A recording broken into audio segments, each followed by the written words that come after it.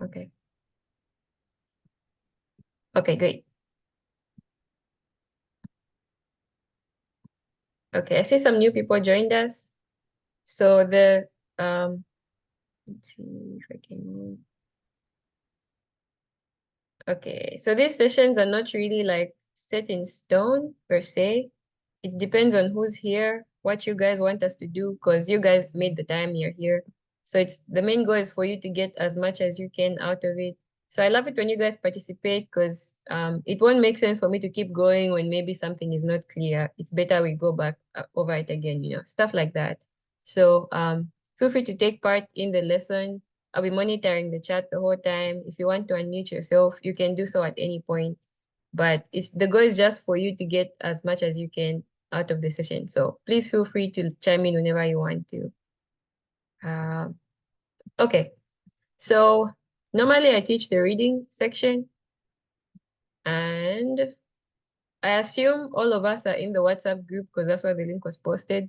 But in the WhatsApp group, in the description, there's a folder, a Google Drive folder, which has practice tests. In case you didn't know, it has practice tests, it has papers, it has essentially all the materials that you need to be able to study on your own. And like I said, that's a big part because we don't meet as often as we would like to.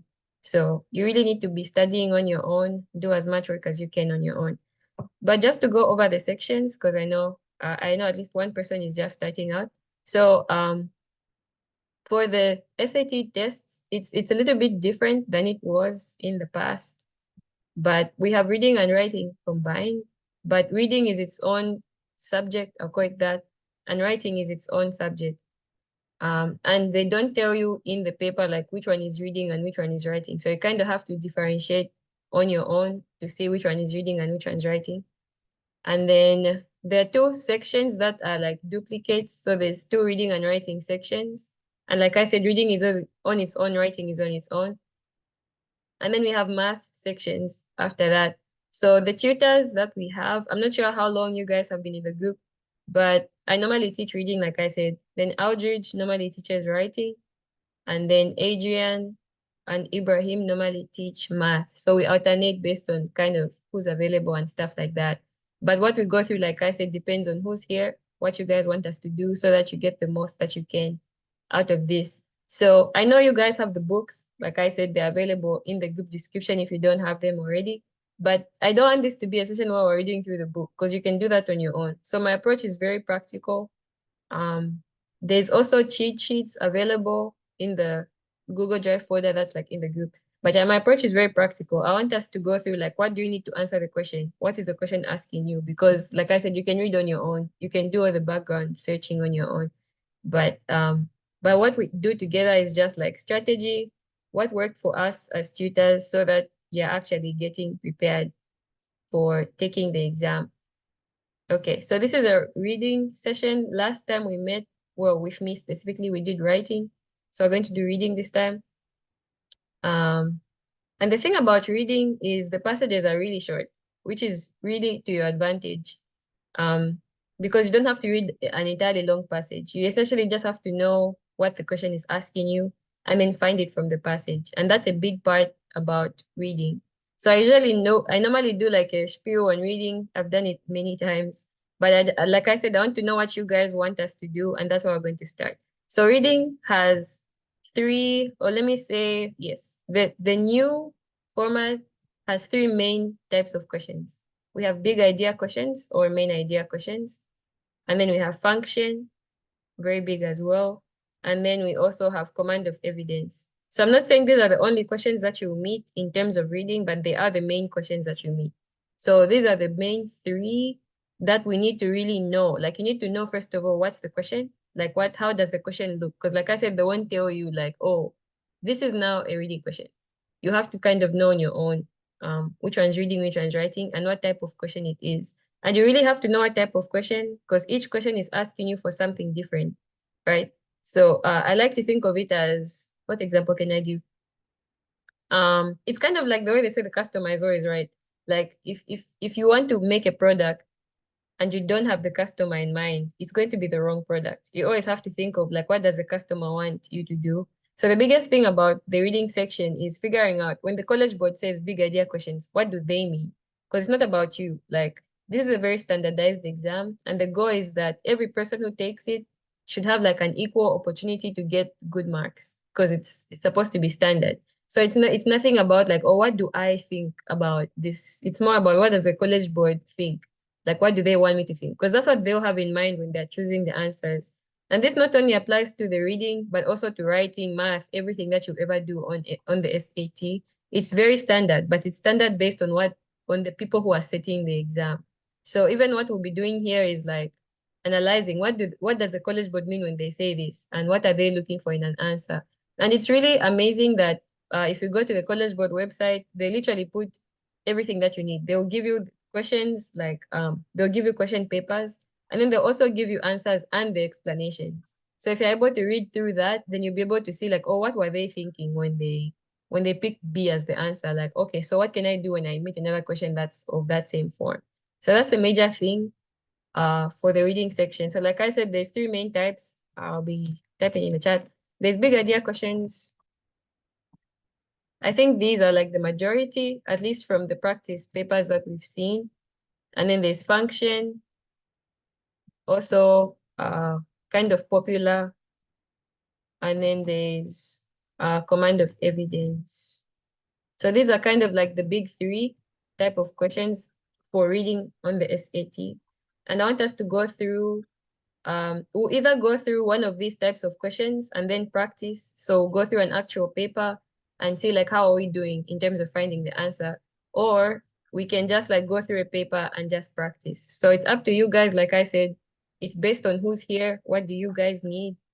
That's what we're going to do today. So yeah, so I'll leave it open to you guys. Feel free to like type in the chat or like unmute and speak out loud. But what would you want us to do? Do you want us to do big idea questions or function questions or command of evidence? Maybe there's like one specific one that you don't really get, or yeah, or if you want us to just practice, like just go through a paper and go through concepts that way, we could do that as well. So yeah, feel free. What do you guys want us to do?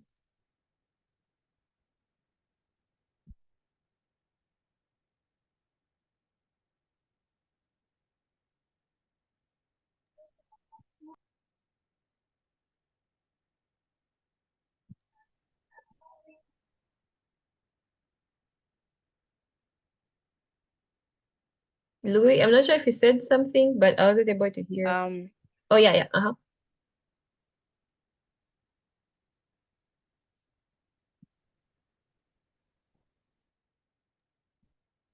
Can you hear me? Now I can hear you.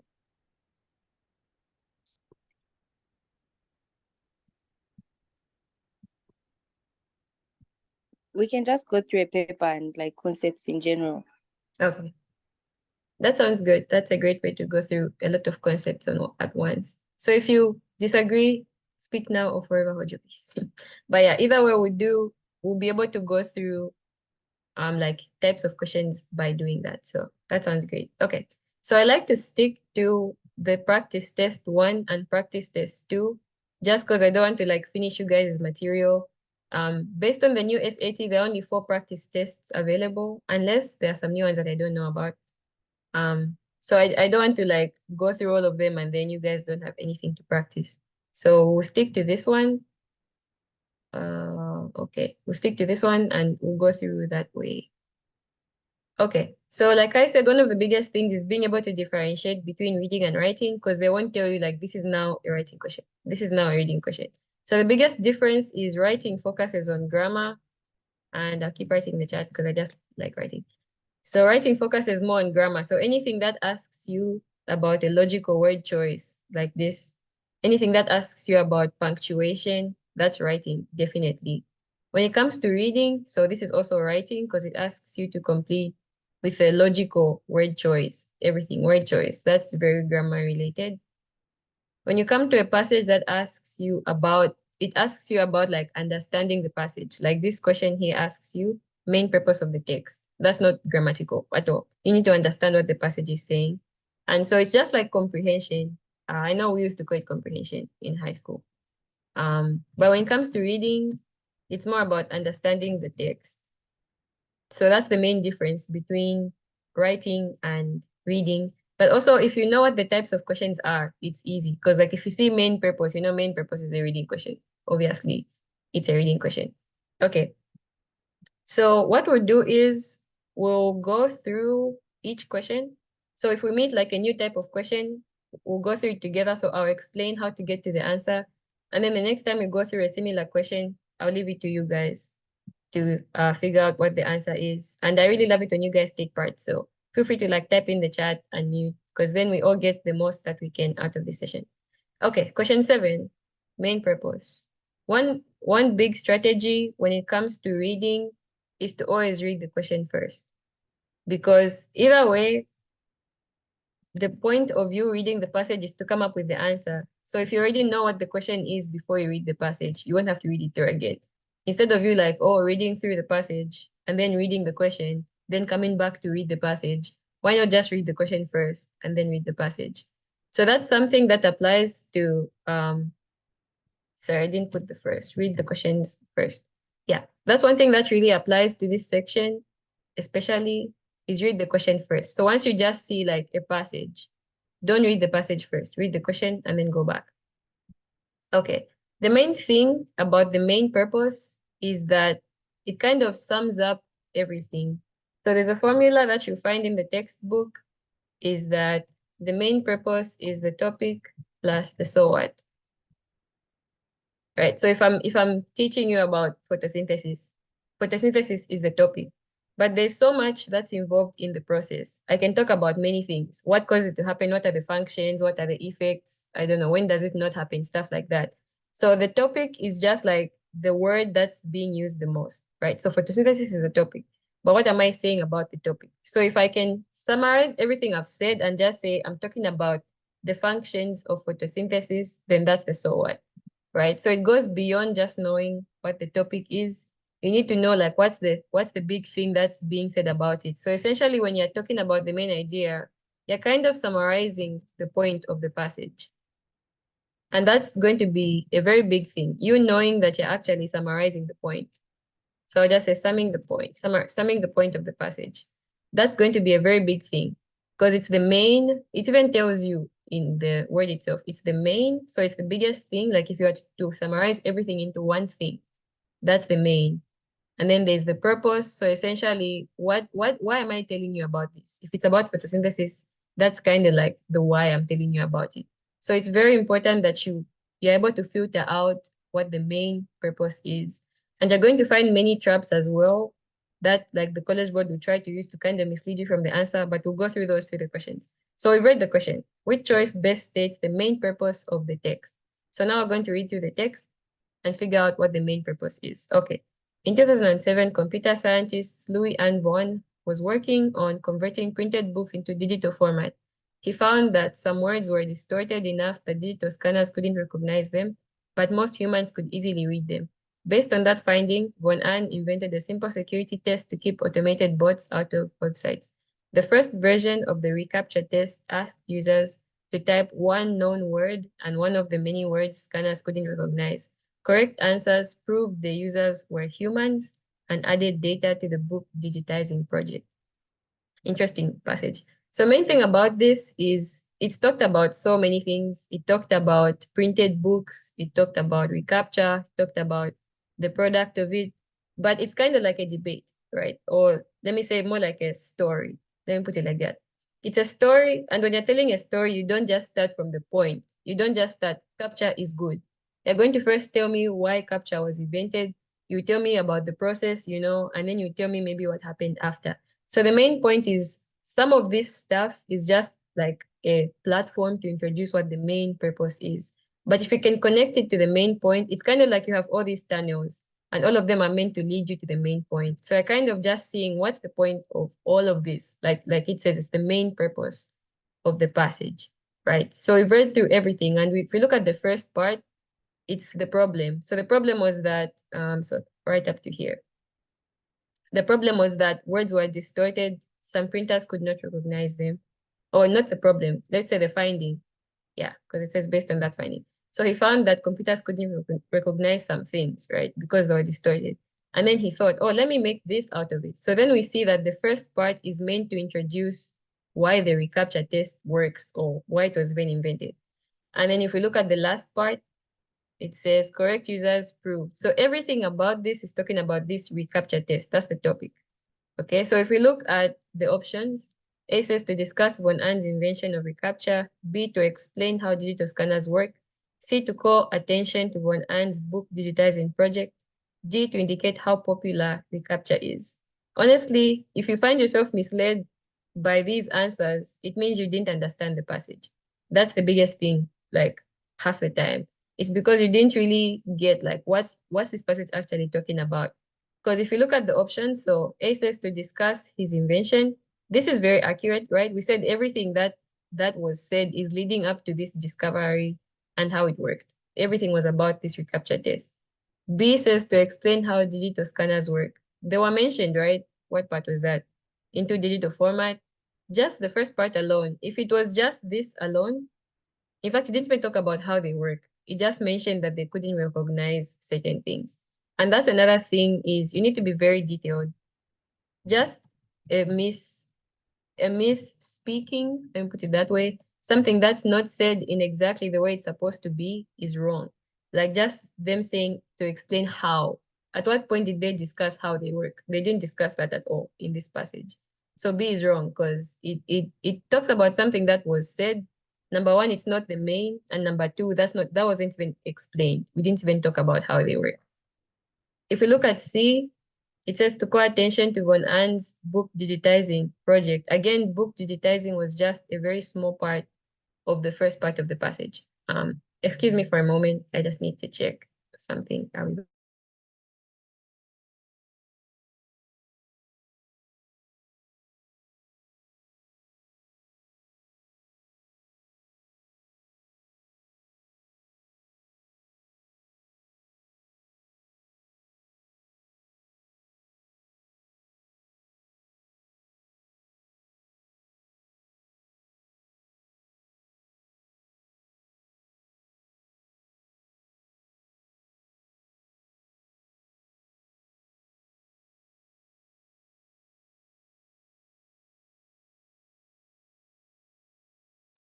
Sorry about that. Okay. So we're talking about C and why it's wrong. This is only a small part of the passage. It's not the main. And if you look at D, it says to indicate how popular reCAPTCHA is. Nothing talks about popularity. So first of all, it's wrong. This part of it is wrong. And secondly, that's not what the passage was talking about. It was talking about how reCAPTCHA was invented and not how popular it is. So you see how if you go through the passage and in your mind, you're already looking at the main idea and kind of figuring out how everything is setting the stage for everything else, it's very easy to figure out what the main idea is. So I want us to practice and I'll skip. I see question 8 is a function question. You can already see just by looking at it. So we're going to look for another main idea question. This is function as well, 9. Question 10, perfect. Okay, so I'll read the question first, like we said. It says, which choice best states the main purpose of the passage, of the text? So I'm going to read through it, and I'll read through the options, and I'll leave it to you guys to figure out what the main purpose is. So it says, the following text is from Maggie Pogue Johnson's 1910 poem, Poet of Our Race. In this poem, the speaker is addressing Paul Lawrence Dunbar, a Black author. It says, thou with stroke of mighty pen hast stowed of joy and mirth, and read the hearts and souls of men as cradled from their birth. The language of the flowers, thou hast read them all, and in the little brook responded to thy call. So A says to praise a certain writer for being especially perceptive regarding people and nature. B, to establish that a certain writer has read extensively about a variety of topics. C, to call attention to a certain writer's careful and elaborately detailed writing process. D, to recount fond memories of an afternoon spent in nature with a certain writer. So what are you guys thinking? A, B, C, or D? So feel free to type in the chat or to speak if you feel comfortable doing so. And also if you eliminate one of the options, you can also let us know because that's part of the process. Maybe you can see that, yeah, C is definitely not the answer or something. You can still let us know. So yeah.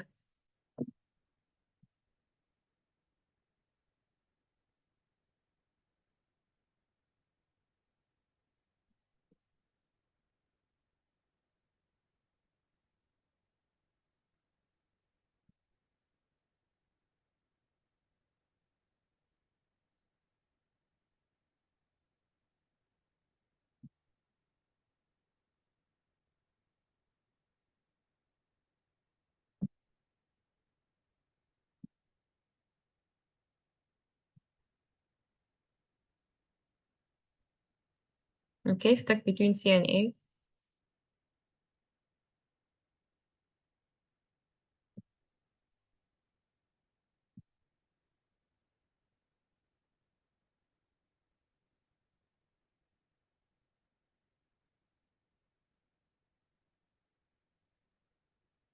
Anyone else? What are you guys thinking? Are you also debating between C and A?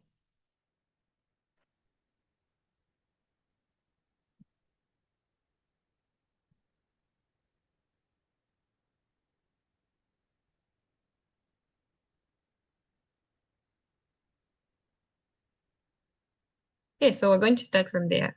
Okay, so the biggest thing about this passage is this.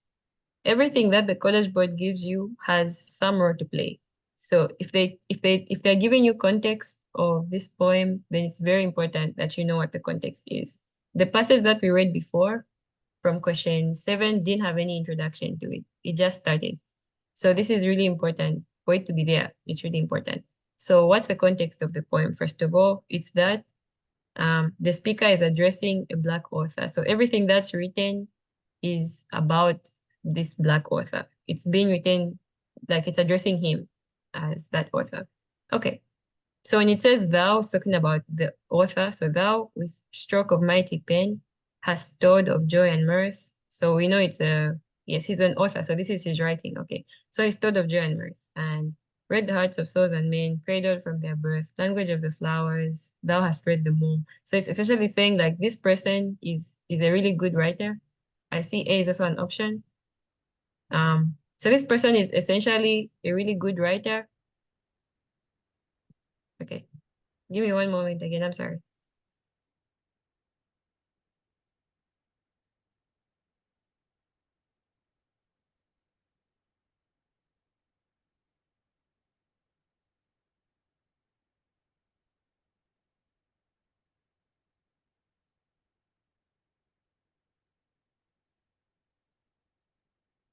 Okay, sorry about that. Um, okay. So we're talking about how this writer has written amazing things and he's very, like he's able to write about people, he's able to write about flowers, thou hast spread them all. Okay, so let's go through the options. A, to praise a certain writer for being especially perceptive regarding people and nature. I can see A being the answer. If you look at B, it says to establish that a certain writer has read extensively about a variety of topics. This is wrong because we know we're talking to an author and he's talking about what he's said and not what he's read. So again, this word is kind of like the big red flag that we see. So B is not the answer. If you look at C, it says to call attention to a certain writer's careful and elaborately detailed writing process. This is the red flag. It wasn't talking about the process. It was talking about what he's done. It was talking kind of about his finished work. If you look at it, it's like with that pen, you've written all those things. You've read the hearts of souls and men, language of the flowers, read them all. Everything is about like his finished product and not like the process of writing. So that's what makes C wrong. If you look at D, it says to recount fond memories of an afternoon spent in nature with a certain writer. This is just off. This would come from misunderstanding the passage. Like maybe if someone just read it without reading the title or something like that. So D is just way off. So we already see like some patterns in terms of how the answers are phrased, right? There's obviously only one correct answer, and that's something you need to remember. There's only always, like every time, there's always going to be one answer. So it means that if you find yourself stuck between two options, it's either you haven't understood the question or you haven't understood the passage, right? We said this is a very standard test. So there's only always one correct answer. And even if it says best, it like the way the question is phrased, it says which choice best states, it kind of gives you the idea like, oh, there's more than one, but only one does it very well. Like, no, only one is going to do it correctly. So we're only looking for one answer. And looking at the options, we said A was we were leaning towards A being the answer. B just like misquoted some point of the passage, like him reading instead of him writing. And then C also it talked about the process, so it kind of just like it was misunderstood from the passage. And then if you look at D, it's just off. So it's really important that you understand the passage as well. But yeah, any questions on this one? Question 11, maybe you still disagree, maybe you're still for another answer or Yeah, or you want to add something?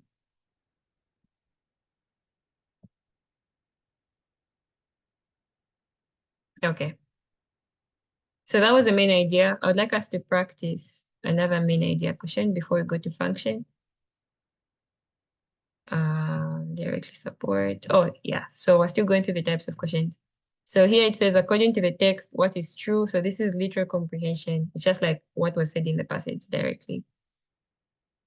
Um, illustrates the claim, directly support the claim. These are both command of or supporting evidence questions. This is infographics using a table. This is infographics as well. This is directly support the hypothesis. This is support of evidence. And this goes back to writing because now it's logically completing the text. So that's clearly just word choice. Okay, yeah. Seems like the last part is all writing. Text conforms to the standard English conventions and whatnot. So I'm going to skip to the next and just do one more main idea question. And then we'll go to function. So question 8 says, yes, okay. Question 8, which choice best states the main purpose of the text? And introduction says the following text is from Charlotte Brondt's 1847 novel Jane Eyre. Jane works as a governess at Thornfield Hall. I went on, this is what I'm reading. I went on with my business. I went on with my day's business tranquilly, but ever and anon, vague suggestions, kept wandering across my brain of reasons why I should quit Thornfield. And I kept involuntarily framing advertisements and pondering conjectures about new situations. These thoughts I did not think to check. They might germinate and bear fruit if they could. So A, to convey a contrast between Jane's outward calmness and internal restlessness. B, to emphasize Jane's loyalty to the people she works for at Thornfield Hall. C, to determine that Jane finds the situation both challenging and deeply fulfilling. D, to describe Jane's determination to secure employment outside of Thornfield Hall. So what are we thinking? A, B, C, or D? And you can also directly message me or, I mean, in the chat, or just like type it in the chat or unmute yourself. Yeah.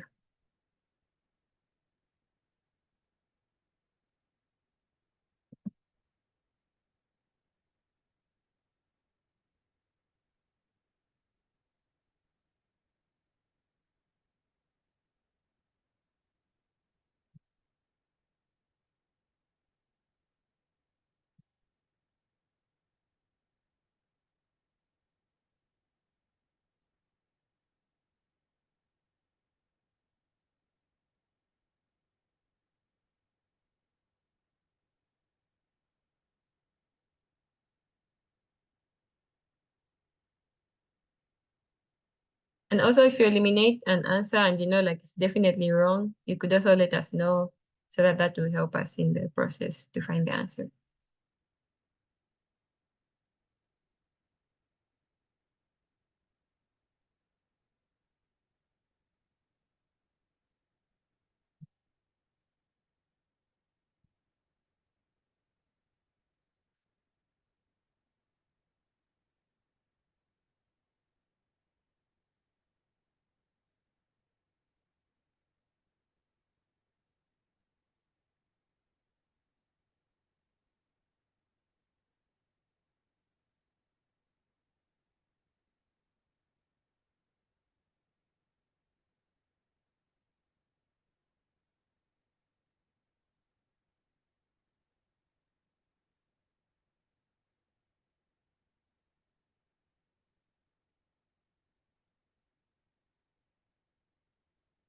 Okay, I see A.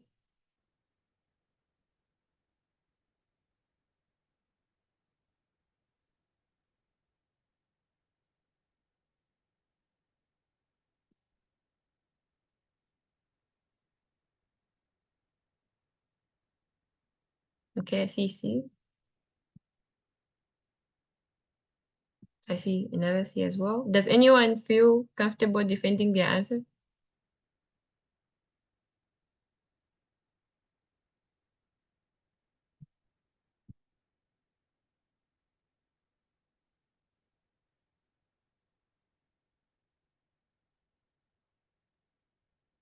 Okay, that's okay.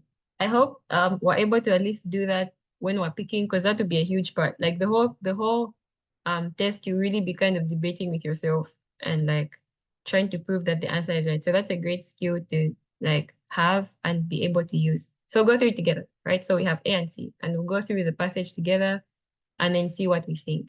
So we know that this is Jane. She's working at Thornfield Hall. And this is the novel about Jane. So this is Jane talking. So it says, I went on with my day's business tranquilly. Okay, so she was peaceful, but suggestions kept wandering in her brain. She wanted to quit, right? So she was very peaceful, with her day's business, but in her brain she was thinking of quitting. Okay. So I kept involuntarily framing advertisements and pondering conjectures about new situations. So she was kind of imagining like, what if I left this place? And these thoughts I did not think to check, lest they might, sorry, I did not think to check. They might germinate and bear fruit if they could. So it's like she's going on about her business like it's a normal day, but she's thinking of reasons to quit and thinking of how it would be if she did quit. That's the main thing that's happening here. Okay. So A says to convey a contrast between Jane's outward calmness and internal restlessness. Okay, so this we can see, right? Because outside it's like I went on with my day's business tranquilly. That's like the inside, that's the outside, sorry. And then the inside, but there were all these suggestions. She was thinking of ways that, she could quit and stuff like that. So A seems okay. Let's look at C. C says to determine that Jane finds her situation both challenging and deeply fulfilling. So the main thing about this is kind of fact checking, because we know what's happening throughout is like, yeah, she wants to quit. Like she's thinking about quitting. That's what's happening. So if you look at the first parts of it, it's like, okay, so let's see which part says her situation was challenging, right? So let's look at it. It says she went on her business. Sure, she went about her day tranquilly. Okay. Suggestions kept about how she should quit, framing, conjuring conjectures, and stuff like that. So none of this, it doesn't actually outright say why she wanted to quit, right? It doesn't really, it just says she was thinking of, or she kept wondering reasons she should quit. So maybe it was even something else. Like maybe I don't know, maybe someone, like she had to move to a different town. Maybe, there's just like so many things that could be causing her to think of reasons to quit Thornfield. It's easy to kind of automatically think like, oh, she must have been in a challenging situation, which maybe she was, but the passage didn't tell us that. And that's the big thing about reading, is that you only know what they told you. And then it doesn't say anything about deeply fulfilling either. All it says is she was thinking about leaving. She didn't check those thoughts. So she didn't really like put action to her thoughts. She was just thinking about it. That's all. So all we know is her day was peaceful. She wanted to quit. We don't know why. We don't know how the situation was. Nothing has been said about that. So that's kind of the main thing that disqualifies C. Though, like I said, it's easy to kind of like assume that that was why, but because they didn't tell us that, then we don't know that. So that's one of the biggest things about reading in general. So from the questions that we've gone through, I think the two major points is main means let me just say main. Whatever idea you pick should be the main idea. So it shouldn't just be from a small part of the passage. It should be emphasized in everything. Kind of like the question we did for the recaptcha, where I talked about typewriting, even though that was only like 2 sentences of the passage. So it's really important that your idea is the main idea. Also, you should have accurate information based on the passage. And this means you only know what the passage gives you, and that's all that's true. Even if your assumption might be correct in real life, it might not be correct in the passage if they didn't tell you that. Yeah, so that's the biggest thing about main idea questions is read through the passage and actively search like we were doing. We were reading through and we're like, okay, what does this part say? And I used to do that when I was reading. I would like kind of summarize in my head. So if I'm reading through, I'm like, okay, this part, because it's easy to tell when like the point changes, right? If I'm talking about this, it's like, oh, I went on this day tranquilly. Oh, she was peaceful. But ever and non vague suggestions. If I'm reading through this kind of feels like one part because it's like, okay, first part is she was peaceful. Second part, all it's talking about is how she wanted to quit. So if I'm already summarizing it in my head, it's going to be very, very easy for me to like figure out what the point of the passage is. So yeah, that's main purpose. We'll go through more if we have time at the end.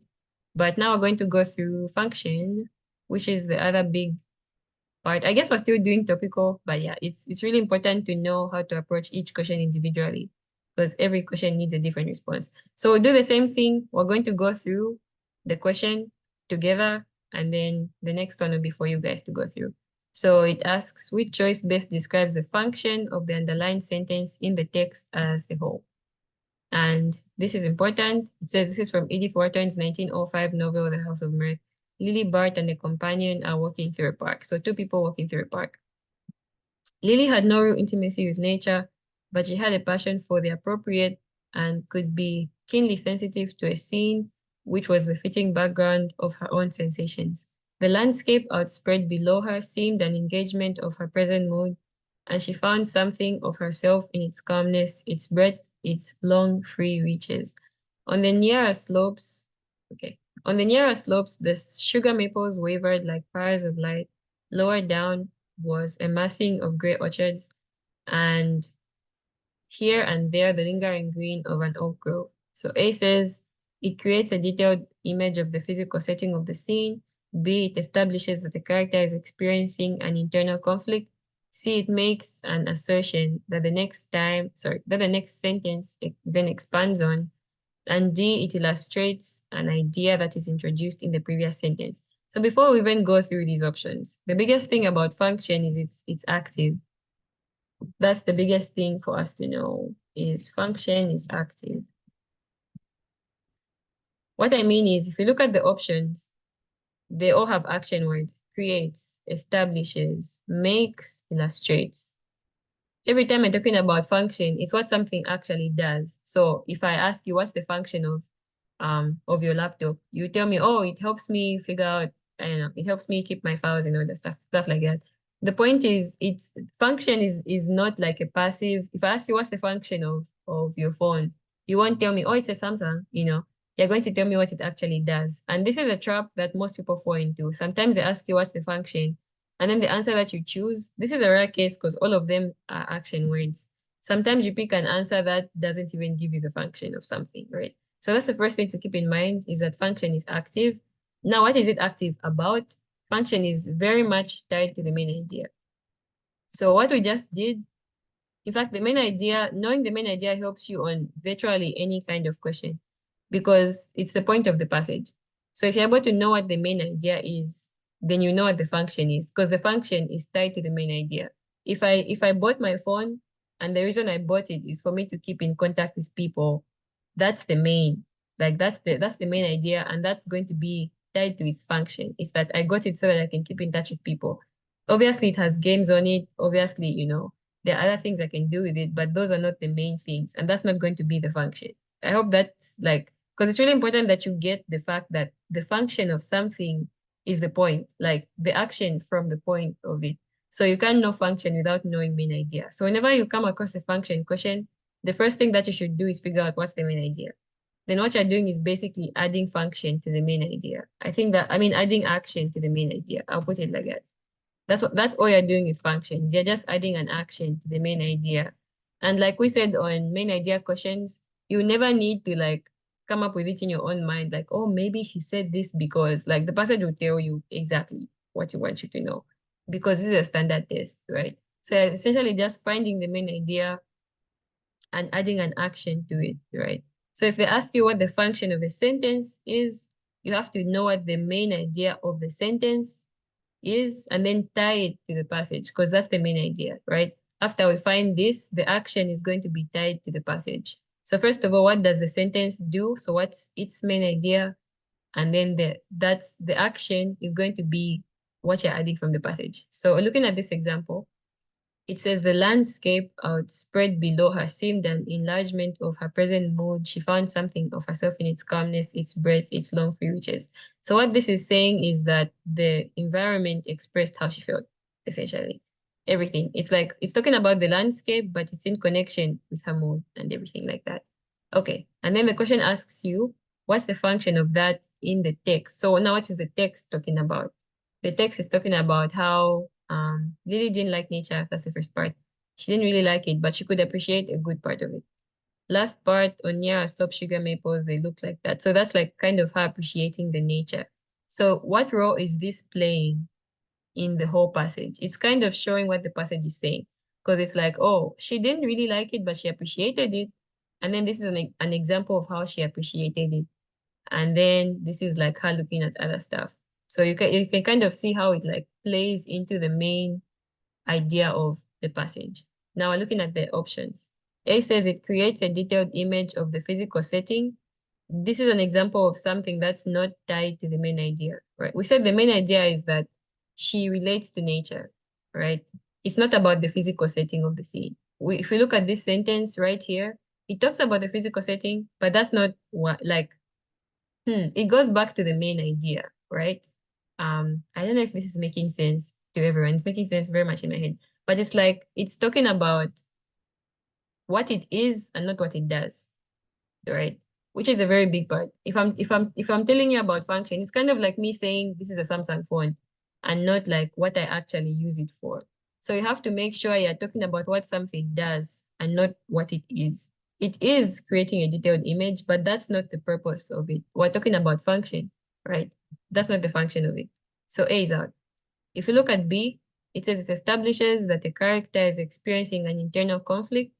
The conflict part leaves some questions because nothing really talks about um conflict. It's talking about how nature was like actually like illustrating in a good way how she felt. So there's no conflict there. C says it makes an assertion that the next sentence then expands on. I'll give this on question marks because the next sentence doesn't expand on it. It just gives more examples, like we said. D, it illustrates an idea that is introduced in the previous sentence. Exactly. It's illustrating how nature does like she's able to connect with certain scenes of nature. So D is the perfect idea. And I know this is just my approach. I prefer to like come up with an answer before I look at the questions. So you notice that I really analyze the passage a lot in the beginning because I don't want to get trapped by the answers because that's the thing about the SAT as well is it's not meant to be very easy. So the answers are not going to be like obviously wrong. So you really have to like I would prefer doing that, but I know not everyone likes doing that. So you can as well just use the answers as your key to see like which one is wrong and which one is right. But yeah, I've talked a lot. So now I'll leave it to you guys to practice. So we're looking at question 9, very similar. And the question is, which choice best states the function of the underlying sentence in the overall structure of the text? So I'll read it through. It says, a study by a team including finance professor Madhu Vegavaran suggests that exposure to sunshine during the workday can lead to overly optimistic behavior. Using data spanning from 1994 to 2010 for a set of US companies, the team compared over 29,000 annual earnings forecasts to the actual earnings later reported by those companies. The team found that the greater the exposure to sunshine at work in the 2 weeks before a manager submitted an earnings forecast, the more the manager's forecast exceeded what the company actually earned in that year. Interesting. So A says to summarize the results of the team's analysis, B, to present a specific example that illustrates the study's findings, C, to explain part of the methodology used in the team's study, D, to call out a challenge the team faced in conducting its analysis. So what are we thinking? A, B, C, or D? Or have you eliminated some obviously wrong answer?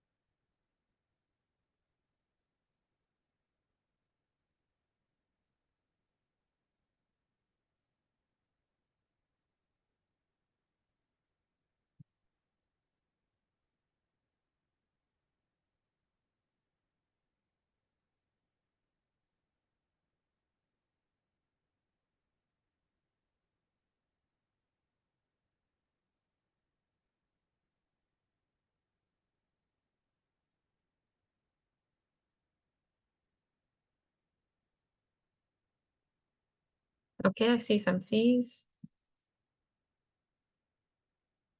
Okay, great. So we're going to go through it together. First part says study was done. And we know what the premise of the study is.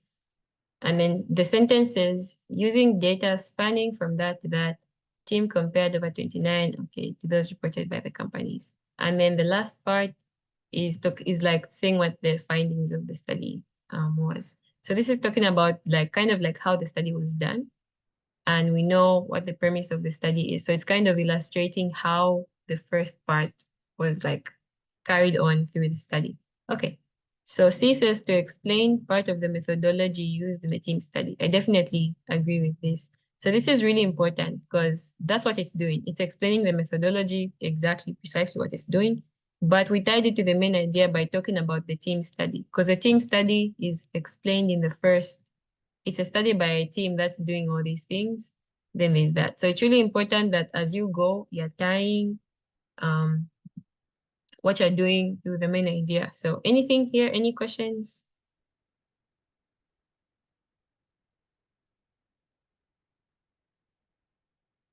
Okay, great. So we're going to go through just one more question. Let's see. One more function question.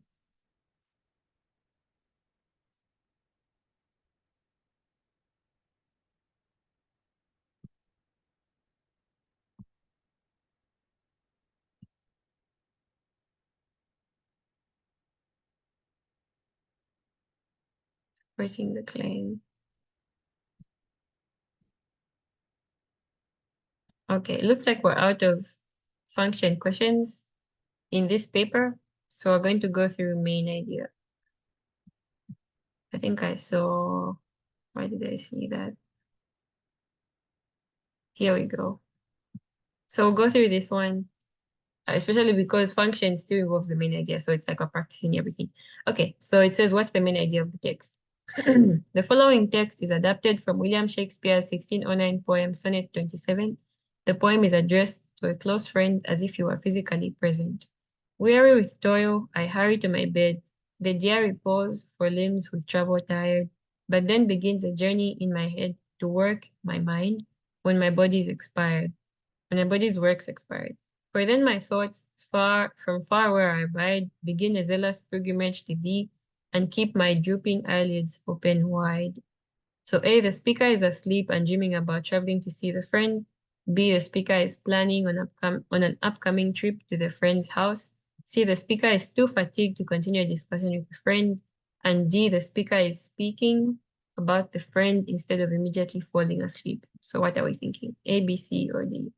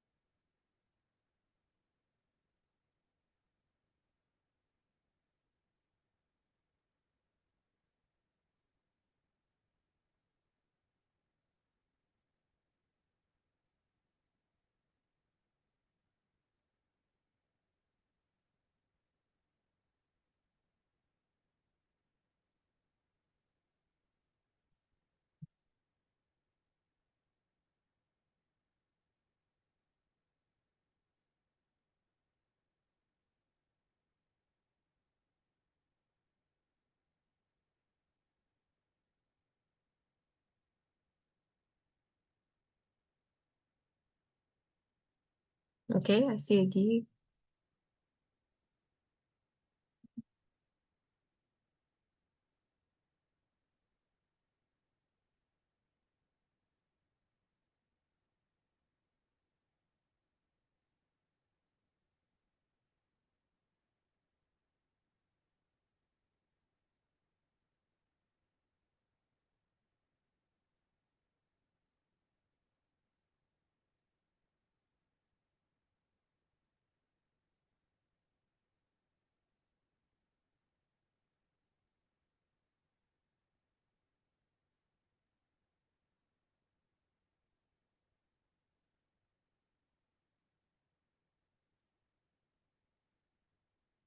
Okay, so we're going to go through it. So important thing is the context. Like we said, it says it's addressed to someone as if he were physically present. That would be very important context, right? So it says it's talking to someone as if they were there. So it says, where with toil, I heard in my bed, dear repose. So someone is very tired, they want to sleep.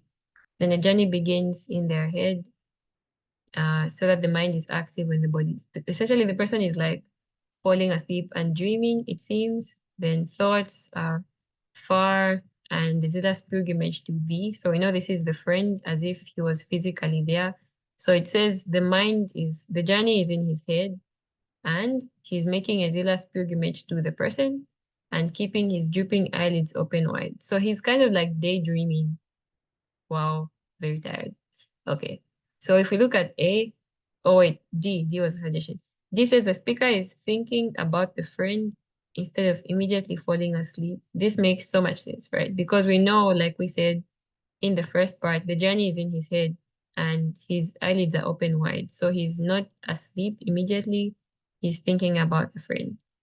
And if we just go through the other options just to see, A says the speaker is asleep and dreaming. The asleep part is the question because we know his eyelids are open wide. B, the speaker is planning an upcoming trip to the friend's house. Because it said the journey is in the head, this is wrong. It takes it literally. C says the speaker is too fatigued to continue a discussion with the friend. There's no discussion mentioned in the passage. So we see that all of these are kind of from misunderstanding or misquoting certain parts of the passage. But if you have in mind already that you're looking for the main idea and you know what it is, essentially, you'll be fine. So the biggest things that we've seen today is that when you're choosing the main idea, or in general, first read the question. When you're choosing the main idea, it's important that you are keeping the whole passage in mind, not just one small part of it. And it's really important that you don't get misled by like some little details being misplaced and things like that. You have to be very detail oriented as you go through the questions. We looked at function as well. How function should always be tied to the main idea. You can't discover function without knowing what the main idea is. Yeah, so are there any questions?